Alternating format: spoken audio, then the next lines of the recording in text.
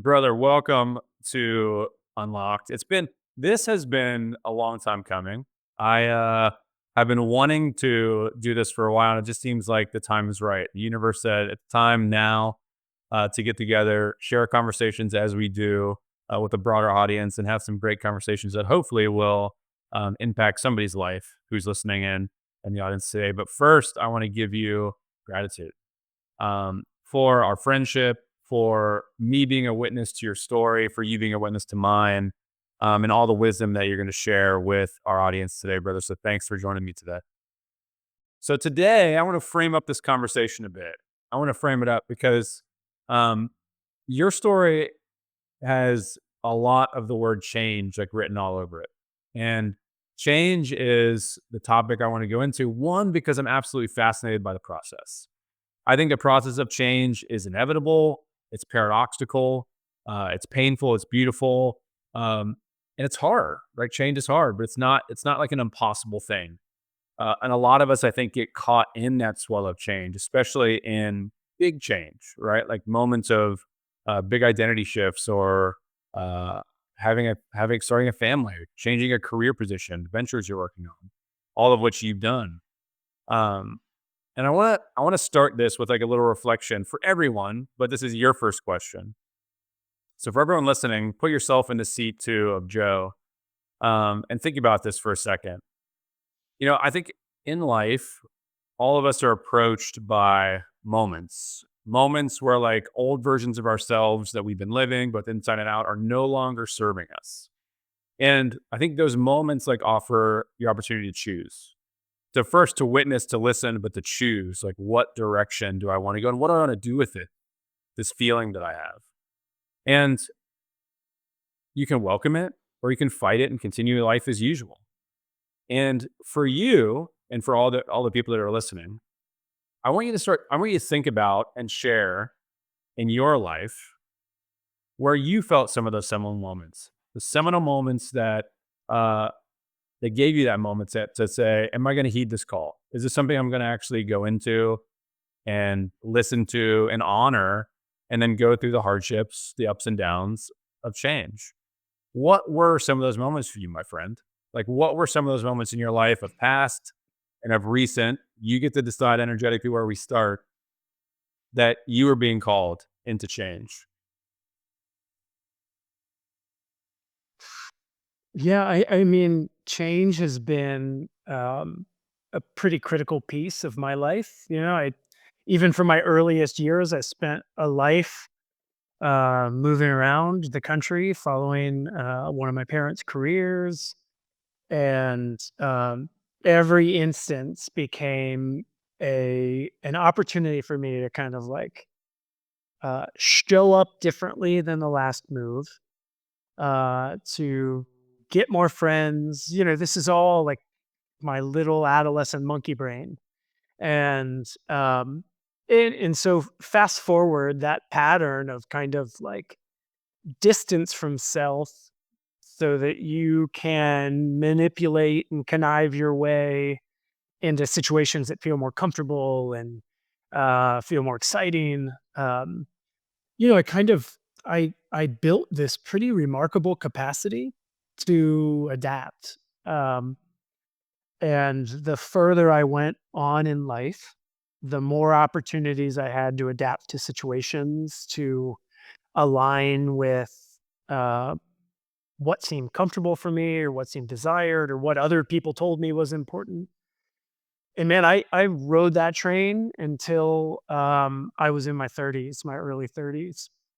And um, at some point, uh, all that process of kind of manipulation, of self-preservation, of all those things started catching up with me.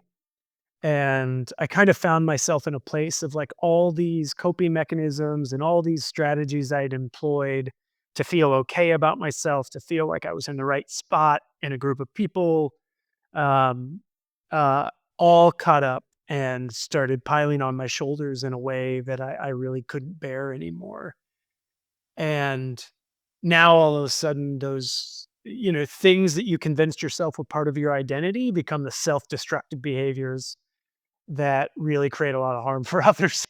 And so this would have been kind of midway through the journey of the last business I built, Hot Chicken Takeover. Um, and that weight became crippling in a way that was really too much for me to bear. And because it was too much for me to bear, it became the burden of my business, of my family, of my kids, of my wife. Um, and at the point, other people and other kind of entities, and whether that was the business or my family of origin or my new family that I was creating, start to put up really clear opposition that we can't tolerate this anymore. It's not sustainable. It's not sustainable for our family. The business isn't performing the way we want it to. The culture isn't where we want it to. Employees don't feel the way they need to feel about their leader.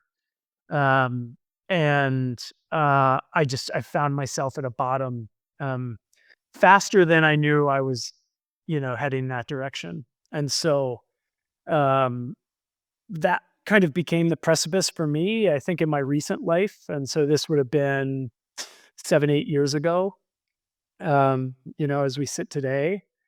And I had to build kind of a whole other approach and strategy that involved confronting pain, not avoiding it. Um, and yeah, I mean, I think that probably does it for that question.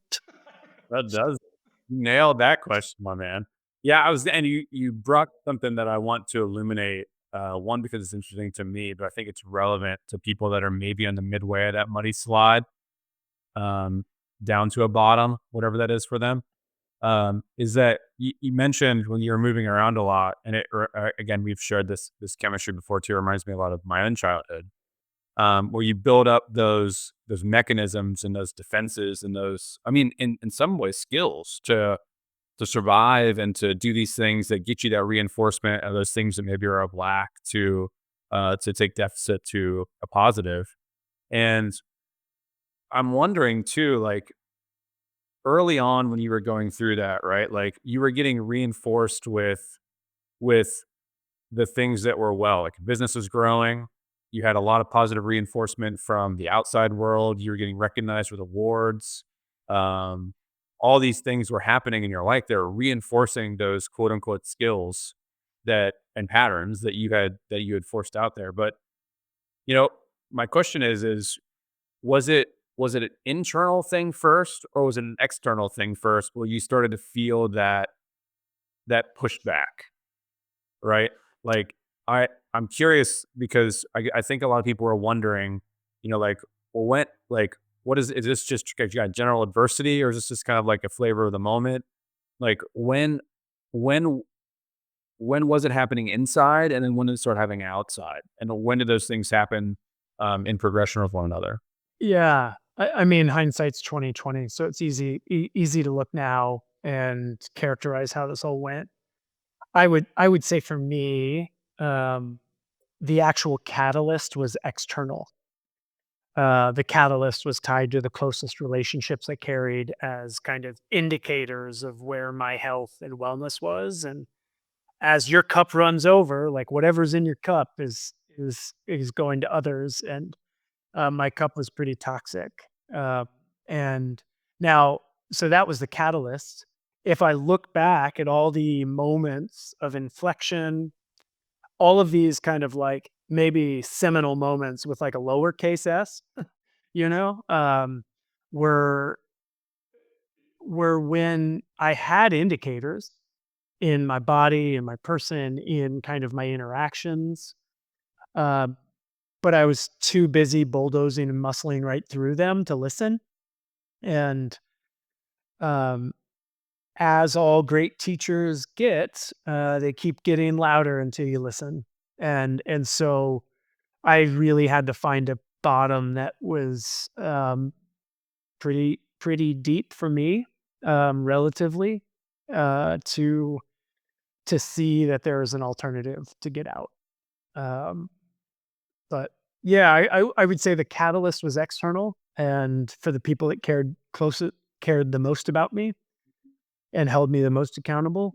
And, um, but yeah, looking back, man, so many opportunities to listen, Right. that I wasn't listening. Yeah, totally. I love that too, right? Because um, I mean, like we talked about this before, you and I, like you just have these blinders on to what's around you. And when you get that mirrored back specifically from somebody that you love, whether it's a close friend, a partner, a wife, a child, you get these messages back. For some reason, those become like the piercing heart reflection. You're like, oh man, I should probably start listening to this. So, um, in that change being that topic that we're gonna ride this conversation, um, that's a big change, right? Like you're at the rock bottom. You've built this lifestyle and these things that are happening around you from that old version of you. And one of the things that I'm so fascinated by in the process of change is when you begin to like realign that. When you say like, wow, like, yeah, I have this purpose, quote unquote, in this way, and my identity's wrapped up into this, but now that doesn't feel true. It doesn't feel true at all. And I need to start shifting that to align it to something else. For you, what was that process like? What was that process like when you like had the bottom moment? I'm here, I'm looking up, there's no way but up. But you started to want to realign with like something new, a new purpose, a new Mhm. version of yourself. What was that process like? Man, I mean, it's remarkable, the conditions that your ego can build for you, and my ego crafted the perfect vehicle for attention, affection, adoration, all those things. And so, it's it's I built a system to which I was addicted. And and so as I found that bottom for myself and started trying to build mechanisms in my life and in my relationships that um, honored kind of how I wanted to show up in the world, in that new space. It didn't prevent me from, like, I was standing in the glass house I built all those years, and so when I think about the nature of my work at that point, I was still representing a brand. I was doing all the press. I was doing all the podcasts. I was going to all the award banquets, and every one became an opportunity for me to be real thoughtful and intentional about why I'm here and what I'm doing. And I, it wasn't the most graceful dance. A couple steps forward, couple steps back for years. As I increasingly got more comfortable with the truth of who I am and who I want to be in the world versus the identity that I had contrived for all these years about Mm. who I was and how I was supposed to show up. So, That's a um, great. I love that last yeah. phrase, brother. That last phrase was like the person that I had constructed or that was constructed from that old version to who I really wanted to be. Like what am I actually saying I want to be now? And that re-identification of who Joe is. And that is flowing right into the next thing, my man. Like what what were you doing to continue to like strengthen that knowing of who you were and who you wanted to be? Like in that phase, right? Like so I'm imagining you going into those awards and being like more aware. Like you build a general awareness around like, wow, this is like reinforcing a pretty negative pattern for me. And I come away feeling X or Y, and that's not how I want to feel. But I'm aware of that now. So pat on the back. I love that. I'm making progress. What else were you doing to kind of deepen that Hmm. knowing and that investigation of you for your self-awareness? Yeah. I mean, I think if I look back at that and categorize kind of what that season of life was for me, it was, like a lot of great spiritual students, along the way, I like had to go find the caves for myself. And my cave looked a little bit different than some ascetic out in the Himalayas, because kind of the place I was playing was a business with, at that point, maybe 150 employees and a leadership team and a ton of community commitments and investor commitments, and so I do think I kind of constructed a cave in terms of the cadence of my life, the cadence of a mindfulness practice and meditation practice, and the teachers and friends I surrounded myself with, uh, to try to kind of exist in a space of more reflective time and energy, so that as those teachers popped up in my life, as is maybe that kind of reminder of how you'd showed up for the 30 years prior, uh, I was in a position to observe that a little more readily, with less resistance. And Yeah, I mean, it's a hell of an adventure, and it's never stopped, and I'm still on that Right. path, but I feel I feel a little bit more confident in the tools and practice that I've formed through the years of, like, what's the work I do when I need to do work, and yeah, really, really grateful for that space. And I love that, man. I imagine, like any great venture, right, especially when you're doing this, like, there's a tremendous amount of, like, unlearning that happens, right? Like, you're unlearning these patterns, you're unlearning, these modes about yourself, these pieces of yourself where you're like, "I don't really like that version of me in that state, and I'd like to change that." So, when you were going through that and you had introduced yourself to these modalities, meditation, I know being one of them for you, self-reflection, some isolation, I'm sure, in some way, and then we'll get to that in a little bit too, on how that changed in your, like, physical life. But talk to me about some of the things that, like, you had to unlearn and let go of in that process. Like, what were some of the things specifically about you, or the things that you thought were true, where you're like, that construct doesn't serve me anymore, and I thought that was true, and now it's not. Mhm. Yeah, I mean, I spent so much energy getting my value and identity of of how the broader community valued me and characterized me. And so, um, if it wasn't written in the news or on a syndicated TV show, I don't know if I could connect with how I felt about myself. And and one of the reasons I realized, like, reflectively, is that how I felt about myself was great, and the indicators I was getting from the people closest to me were not great. And so, a lot easier to just grasp onto the good stuff, you know? And, and so I I had to have, like, quite a reckoning with, um, my relationship to self and the reflection of that relationship and the people that were closest to me, the mirrors that were there every day. And as a parent, your kids are, a pretty remarkable opportunity for that. Um, and I had a pretty.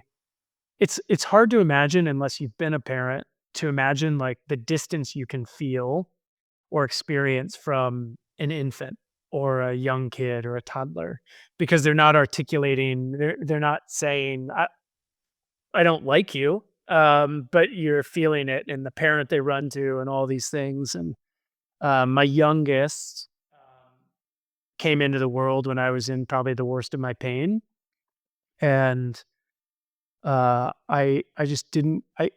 I felt a distance that I couldn't characterize, but I created deep discomfort for me, and so much discomfort that I tried to remedy it externally all the time.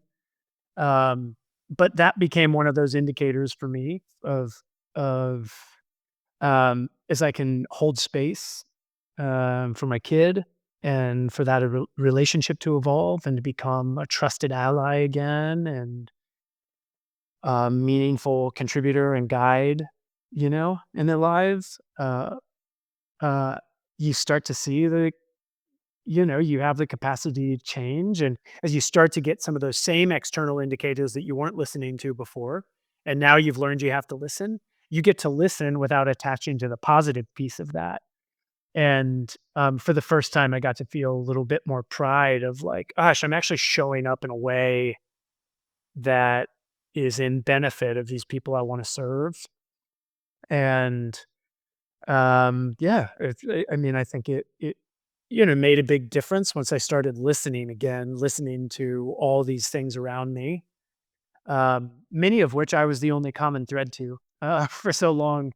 And but magically, when you're in that sickness and attached to that, it's everybody else's fault. Like you're not the common denominator. Everybody else is. Um, so yeah. Oh man.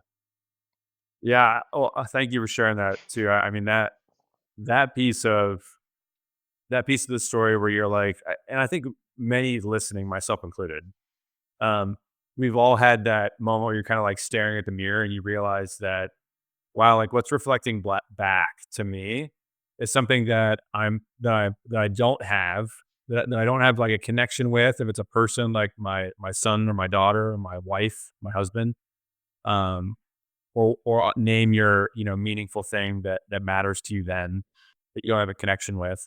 And realizing like that's painful enough to shift. Like I want to shift that because this actually matters. And what comes up is that um in these processes, I'm interested in your thoughts on this too and how this applied to your journey. But in these processes, it really feels like you're completely wiping the slate clean of what is success. Like, what is success, and how does that distill down to things that are of value to me? And what things are of value? Like you said before, your value proposition was that, like, if I saw an article in, what name your newspaper publication, or if you're on the Today Show or whatever, that was what I was chasing. That's what I wanted, and so that became the value proposition for living every single day, and so everything aligned with that. But my assumption in your story, and I know that's true in mine, is that like when you shift and you go through those moments where you're looking at that mirror, the slate gets wiped clean. And you're like, wow, now what are those things? Mhm. So how did you begin to like re-identify those things for you, like your values and what bubbled up for you from external validation to what was new on your whiteboard of your personal values and mission? I think the additional piece of that story too, particularly for those of us that are entrepreneurs or founders or drivers, um, there's such a huge external romance around the nature of that beast of like, there is so much about the grind and grit. And I think some of that stuff is changing, thankfully, now.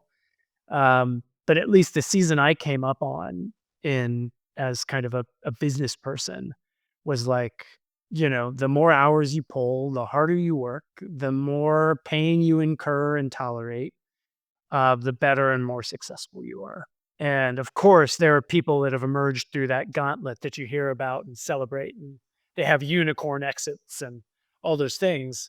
And then there are all the other people that didn't because they hurt themselves or they drifted off into the abyss. And there's a lot more of those folks. And um, my story emerged somewhere in the middle of that, of feeling like I get to fight another day and continue to pursue things that are important to me. But that I had to really still recharacterize what success looked like for me. Um, and and so I think it's easy, especially when you're used to externalizing your value. It's like, what are the KPIs? Tell me the scorecard for my personal success in life. Uh, and that was me to a T. And so it started to shift to like, well, what are the depth of relationships I have with my family, with my children, uh, with my friends? Um, what's the depth of relationship that I can construct with somebody that I'm meeting for a 60-minute coffee meeting, or it's the person that's serving me coffee in 60 seconds. Um, that that you can not validate yourself but show up presently and consciously and to feel the humanity in these moments. to both give and receive. And I think to me, it was a big shift to the nature of that work, which is how do I actually show up in all moments? Um, and how do I reduce so much of the noise in my life that I had been so attached to for so long so that I can be a lot more present a lot more frequently, you know? I do know, brother. Yeah, and I the one thing that is coming up for me to ask and take us next is so to paint this picture, right? Like your story, entrepreneur, you start this successful business, you've got hundreds of employees, leadership, investment team, you have struggling relationships, you find yourself at rock bottom, you start to really understand yourself more by starting looking within. You start to really investigate what's of true value, wipe that slate clean and say, no, I actually value these relationships, people that I care about in my life that support me in this way beyond the recognition for this old pattern. Um, and the thing that I'm curious about, which I think a lot of people get stuck on, and it holds a lot of people up, is that that life you've constructed, sometimes it forces you to change within that construct and completely reinvent that thing that you spent so much time in your old version constructing. Or, and this is the other side, there's a giant canyon between you and the other side where you're looking across this canyon, you're like, wow, like that's the version that I think I want to be and where I'm going. But I need to now construct my life, my day-to-day life, whether it's relationships at home or the teams that I've built or even the business that I've spent 10 years plus building. Like, how do you begin to change that? And how did you change that to begin to cross that canyon of like all the stuff you felt on the inside begin to then come out of you into the external, into your real life to make real life, the everyday life, the physical life, I use real in air quotes, align with what was happening inside of you. Yeah, I don't necessarily I don't believe there's like a particular destination in that moment, you know? I think part of it is I had always pushed out my happiness to something that was out ahead of me. Um, and and so I think for me it was the rewiring of recognizing that it's like, well, if you're not content in the present moment, regardless of circumstance, uh, there's no access to it in the future. And and so I think for me it was less about figuring out how do I make this giant leap forward. Uh, and anytime I got that notion or I communicated that, like I talk like that impulsively to my wife or my employees, you know, you feel the opposition come back of like, whoa, whoa, whoa, we are not, that's not where we're at right now, bud. Like we're right here, you know? And so when I needed the reminders, I got them, sometimes gentle, sometimes not, you know, I got them how I needed them. Um, And so, yeah, I think there's this balance of knowing that directionally you want to go, you want to move, you want to have a different trajectory than you've had for all these years.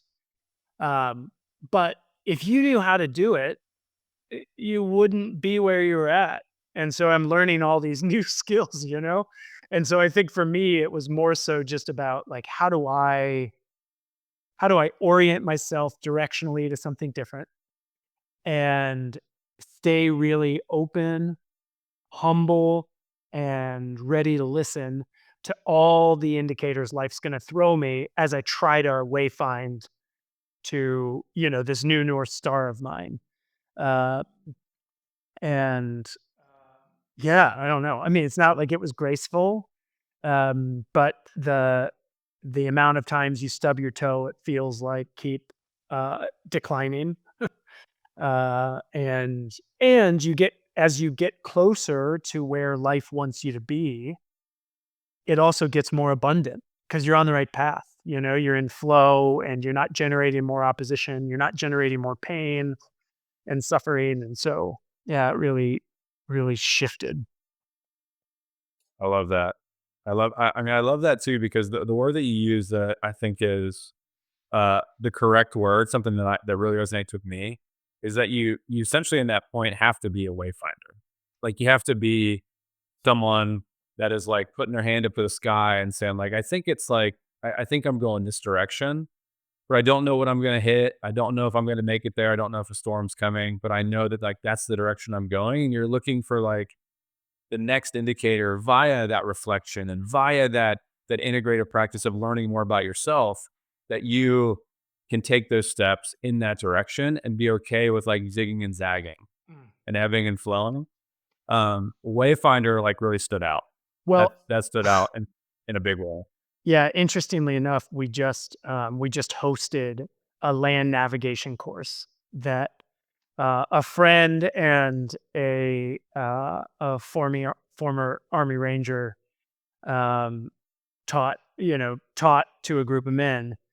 And I think, I mean, I gained a lot of perspective from really rudimentary navigation skills that I was aware of to knowing more of the practice. And ultimately, I think, you go into something like that saying like, oh, there's this destination on the map and there's a science on how to get there. And that's absolutely not the case. There is a destination on the map, but you can never see it when you're in the woods. You can't see the forest from the trees when you're standing there. And so what you do is generally pick a point. You use your little math so you can get a little closer to it. And then you look in that rough direction and you pick a landmark and you just move towards it. And then when you get there, you start the whole process again. And bit by bit, you approximate where you're at, where your proximity to a destination, and you find the course. Um, but yeah, life isn't as linear as a map might have us believe. And so what a beautiful way to just really be in service to the journey of it and ultimately get wherever you're supposed to get, you know? Not for us Man, to that decide. yeah, man, that the timing of that was beautiful, right? Like that you just out that course. It's so metaphorical to change in general, like when you are changing, or present in change, Mhm. right? You're present in this ever evolving journey that is this map of your life, and that you're just like directionally picking a spot, and you're saying, I'm gonna take some steps in that direction. I'm gonna stub my toe. I'm gonna fall. I'm gonna get dirty. I'm gonna have some great campfire discussions, but like that's my next point is over there somewhere. And Mhm. I think just people that are listening, like hearing that and realizing that like there's no overnight change. Everything happens. You have to go through some slog. You're going to have some upside. But that it just requires a little bit of that letting go and picking that point on your map and saying like, I think I want to walk that direction. And I I love that transition too, because one of the things that I was most excited about to talk with you today and for you to share with others is some of that transition that I mentioned in terms of taking like what you were doing to your real life has transitioned and what you find yourself spending time on. You know, you've created this thing called Baker Road, and it's an adventure studio for you that you get to do some really awesome things with people out in nature. And so before we get into that, like detail wise, I have a question about nature since you just brought it up. Like you believe, and I know this of you because of knowing you, but you believe that like nature is such a wonderful catalyst for this journey, right? For being more present with yourself and being able to silence the noise of the external world. Um, what is it about nature, and why do you believe that to be true in your journey, and maybe even for everybody that you're doing it with at Baker Road? I mean, as long as I can remember, I've been stomping around creeks, as an adolescent, um, as a kid, as an adult, and that kind of adventure and the wildness of the outdoors have been like part of my life. I would say, kind of, uh, for all those years that I was unconscious of how I was living and behaving, being out on a mountain bike or running trails became these moments where I became so present and focused. I don't think I comprehended what presence was, this is all reflective. But it's like, oh, why did I feel at such peace when I was barreling through the woods on a mountain bike? And it's like, well, because all you could do is barrel through the woods. Because the moment you lost your focus, you were going to eat shit and really hurt yourself, And so it was nature for me has always been about the discipline of presence because of the type of sport and activity that I've engaged with. And I think as I've aged and matured, that adventurous spirit hasn't gone anywhere. I'm still living that life.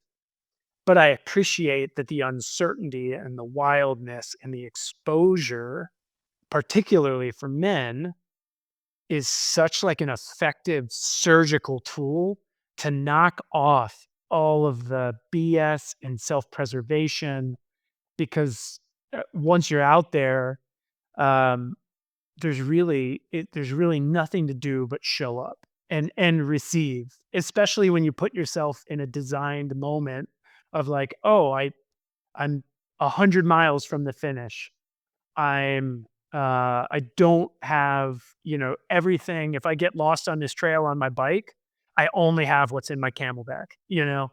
Um, and man, what a beautiful way to keep the practice of presence available while also connecting to your kind of like this energetic form and giant muscle like meat sack we're living in. Yeah, and I loved what you just said about it's kind of like a reframing and a reprogramming, right? Like you mentioned earlier, like I was worried about news articles or revenue for my business or any of this external validation, and then all of a sudden now you transition that into, am I going to go start a fire to stay warm so I can sleep through the night, right? Yeah. You completely reframe like what value is, which is a, I love that we're hitting this coming out of like wiping the whiteboard clean because it doesn't always have to be like forced upon you, right? It doesn't have to be forced upon you. Like that's my belief. Is that my belief is that you can find that reprioritization and that focal energy onto those things, and it's amplified by things like nature because it wipes the slate clean for you while you're out there. Mm. But all of us have the power to say like, no, I actually want to focus on this now. I want to focus on my having a relationship with my kids or being the best person I can when my parents are still alive. Or like those kinds of things you can choose how to do, but in nature, as you so beautifully said, it like almost forces you to focus on those things in yourself, and removes all the noise. So you're doing this. Maybe walk people that are listening through and talk about Baker Road. Like talk about Baker Road and like how it became what it is and some of the programming that you're doing and who you're really, at least in this moment, in this season, starting to like serve Mhm. in this new purposeful venture. Well, I've been taking people out on adventure since I was 17, in a variety of different settings. Um, and and just have clearly like I love hospitality, and it's something that ended up being the one project of countless that achieved some commercial success was a hospitality project, that I was involved with. And so I think to be a host and a steward, a guide, um, to folks, uh, to access nature in a way that perhaps they haven't been empowered to do before has always been something I've loved. I mean, I'm characterizing it this way now because I understand it as this way now. Um, but I used to just be the guy that would program a stupid physical adventure out in the woods in the backcountry somewhere and just convince as many dudes as I could to come with me. And um, there are plenty of people that have been lost on those trips, hurt and harmed along the way. And so I'm thankful I've matured since then. But a few years ago, as I exited Hot Chicken Takeover and just had more space and time, um, I took on a challenge from a friend to take he and his high school age son out on kind of a rite of passage experience. That those two turned into about 10 or 11 that year. And we had a really beautiful adventure on a difficult trail. And, both myself and a small crew of people kind of assembled that container. in a complementary way with what we knew nature might teach us. And it became a group of men from like, it's been as young as 13 and as old as 59, that are going out, to journey together through the woods. And so that first trip, in kind of a more commercial way 3 years ago, has now evolved into this thing I'm calling Baker Road, as you acknowledged, because you helped me come up with the language, this idea of an adventure studio. Um, but just what does it mean to craft adventure as a backdrop for people that are at a different inflection point in their life? I'm particularly passionate about holding space for men and male energy, uh, particularly because I think it's valuable to uh, have such a healthy dialogue and vulnerable dialogue amongst that group. So generally, we have more reverence and honor for a lot of the strong feminine energy in our life. And candidly, I have wrestled my whole life with carrying a healthy amount of feminine energy that I've been ashamed for most of my life. And I think it allows for me as a guide to pull out some of that more maternal, nurturing nature. And so, yeah, that's kind of the backdrop of Baker Road. Functionally, what we do are we build kind of a cohort mentality. We'll spend 4 to 8 months with a group of men, um, that have all bought into this idea of this adventure is something they're going to work for, train for, physically ready themselves, spiritually ready themselves. And myself and a small kind of crew of folks are holding the space so that people can be successful in those moments. And success looks different for everybody when they're out on the trail. And it could be as simple as remembering that you need to stop and get that small pebble out of your shoe on day one before it becomes a blister by the end of day two that just ruins your entire experience. Or that you don't take that rock out and you get supported by a crew of guys that are going to carry your gear and provide medical aid to your feet and nurture you in a way that you were unwilling to do for yourself. And maybe that's the lesson you need to learn out there. But I guess we get to be guides to whatever lessons we got to learn out there. And then we also empower the men to come with wisdom of their own to share with one another. And it creates a really remarkable journey. And it's just a crazy gift to be witness to what people accomplish, for themselves and for their families when they invest the right time in it. Man, and I bet as the guide that you are holding space for those communities, one, it's super valuable work. So I just want to like salute and commend you, right? I mean, I think that I've shared this with you personally, but having the space in yourself in which to now hold space for others is such a valiant act, especially for men in this era of humanity and where we're going, and where I think a lot of men want to go. So having spaces like that's just so valuable. So I'm saluting you again for being that space holder. But I'm also wondering too, and I don't think I've ever asked you this before. You've done a number of these with larger groups of people, and you're taking them on multi-day treks, or you're pushing your physicality and your mental and emotional states, to things that you may not have done before. And so you're witnessing some of these changes in people. And as always, like when you're in a community like that, you see some of yourself in these people, and you see that uber connectedness of everything when you're with people in those environments. And so, what have you learned about yourself now that you're a guide and doing this with other people and giving them a chance to have these same breakthroughs that you've had? What have you learned through their Yeah. breakthroughs about you and this new version of Joe? Yeah. I mean, I think in some ways it takes a level of kind of courage and valor to put yourself out there and to hold space for people in this way. It's also like a giant act of continued self-preservation and learning. And so I get to be a guide, and at times, perhaps even the majority of time out on these adventures, that's the space I inhabit. But um, it's also I get to be the student and I get to relate to where these men are at. I get to meet men at different stages of their life and gain their wisdom from their lived experience.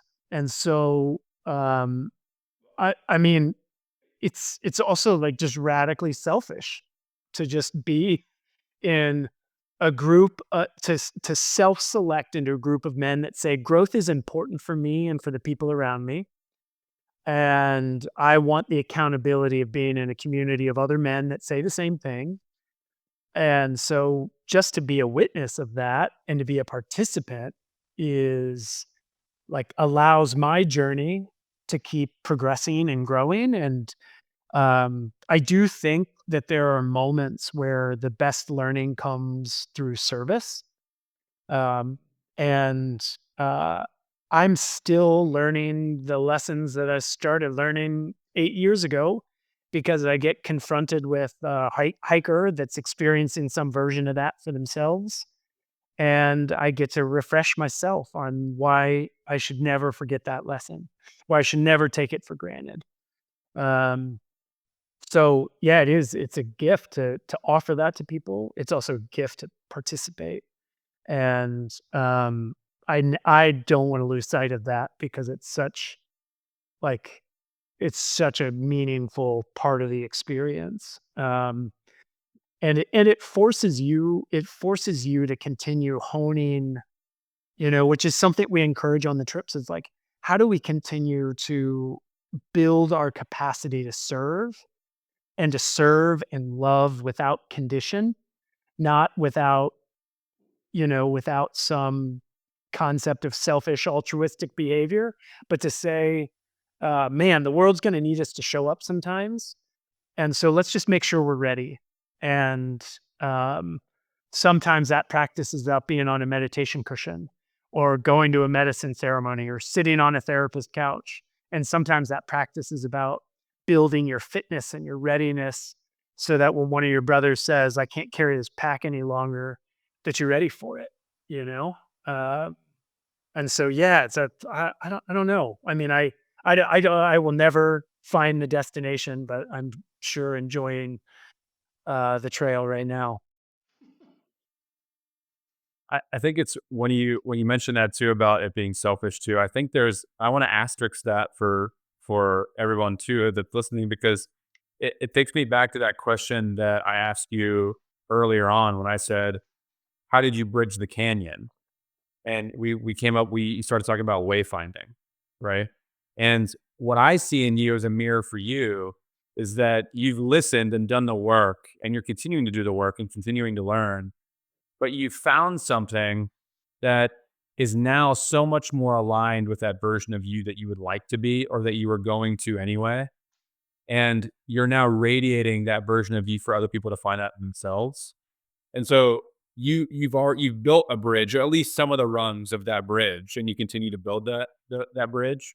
But for those that are listening, it's like that I want them to see and feel like that transition, right? Like Mm. you are, and it's not perfect. Like it's not like every problem is solved, right? But wildly embedded in this old version of you that feels almost inescapable. And then all of a sudden, like through going through the shit and having that bottom moment and then slowly wayfinding, you're now doing something that's so much more aligned with the energy in which you want to embody in your day to day. And it's in service of others. And it's a purpose to you, a purpose to them. And that's your story. But I think there's metaphors for everybody that's listening and that transition and what you're doing now. And so I wanna ask as we begin to close this conversation up, brother, is um, you mentioned like the sage wisdom you get from people on the trail, right? I'm envisioning I have this like visual metaphor of like you guys, and I've seen some of the photos of you guys sitting around the campfire and you're partaking in some meals together. And I'm guessing there's like some great, connective conversation and stories being shared, right? And that wisdom's being shared around a campfire. Um, I love that for this question because like I want you to do that for others that are listening. I want you to think about, your journey and where you're at, what you've gone through, and this an evolution of change of your life.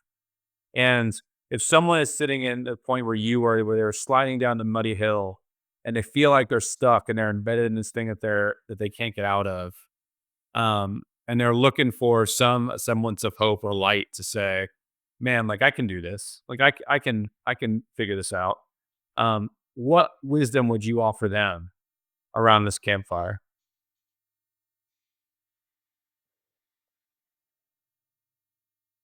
Yeah, great question, Phil. I mean, I think uh, in kind of a cruder way, I think I generally encourage people to get to the bottom of that hill as fast as you effing can. You know what I mean? Like you're sliding down and you're grasping for roots. You're grasping for the small trees. You can see this cartoon, play out and just let it rip, you know? Um, uh, get to the bottom as fast as you can, and that takes courage to to surrender to what's gonna come at the bottom, you know?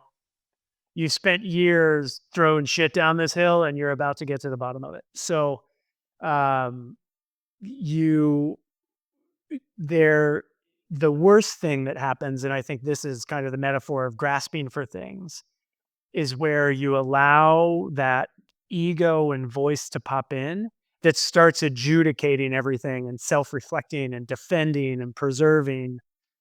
Um, and so it's that kind of resistance I feel like is futile. And so the moment that you can find your relative bottom for that season of your life, for what the universe is telling you, you gotta reckon with, the sooner you can start looking the other direction. And um, we talk a lot in our kind of community and trips of these ideas of false summits. And so if you've ever done anything out on the trail, there are often times where or if you're in a trail race of any kind, and you'll see the top of the hill, and you're like, man, all I got to do is to get there. All I have to do is get up to that hill, and I will make it. And then the moment you get up there, you kind of turn, and you're like, ah, man, there's just another hill, you know? Um, and so I think to ready yourself not for the destination, but just the journey of how do you keep preparing yourself to serve, to show up differently. Like that's all you have to do. And to be present in the worst of it, in the pain of it, and to allow yourself to experience levity and joy when it comes. Um, and to just keep honing that muscle. And so the faster you can get to the bottom, the faster you'll be wayfinding again in the direction that you believe your life should go.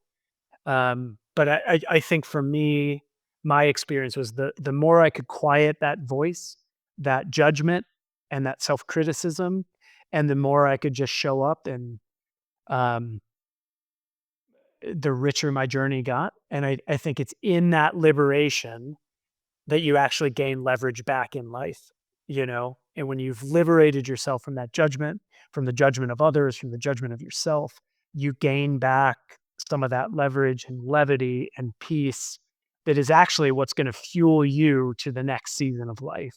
Um, so stop fighting it, you know?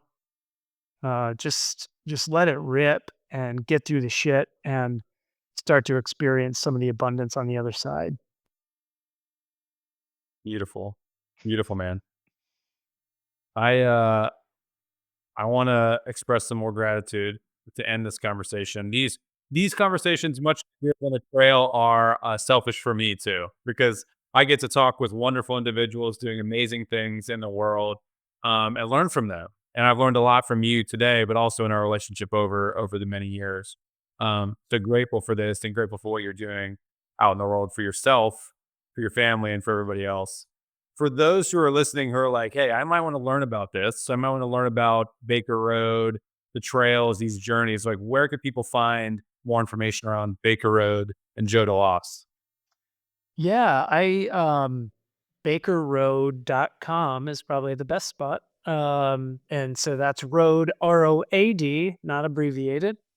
And we've just we've launched a couple trips for next year that are already on the books, and there one is sold out, and the other is nearly there. And so we've got a couple more dates that we're going to launch here in the next month or two. And so what I'd encourage is if people join that website and jump on our listserv, we'll post trips as they come. And yeah, we would absolutely love more folks to like-minded folks to participate and invest in themselves in this way. And if it aligns for you, that's the best place to find us. Awesome, dude. Thank you again, brother. This has been an awesome conversation. We could keep going for a long time, but I gotta let you get back to being this new version of you. Well, Much love, my friend. thank you very much, Phil. Take care.